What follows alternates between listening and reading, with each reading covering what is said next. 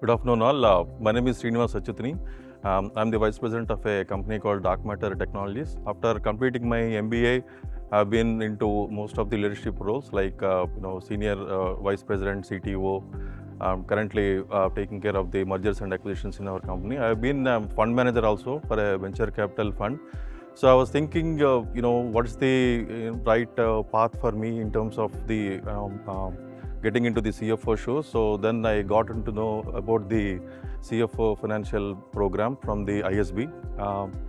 I had some apprehensions of how the course would be, but later on, when I get into the program, I realized that it is not just about being as a leader into stepping into the CFO shoes. It's also about getting into the boardroom, and then how do you derive into the boardroom discussions, and then doing due diligence of the companies, setting the direction for the board. And I see this as an excellent program covering end-to-end aspects of the fintech and also as an executive leader. So even the Imarticus Learning that I've been facilitating this program has done a very good job. I would recommend this to someone who has some basics of finance and then who want to get into the CFO shoes going forward to the future.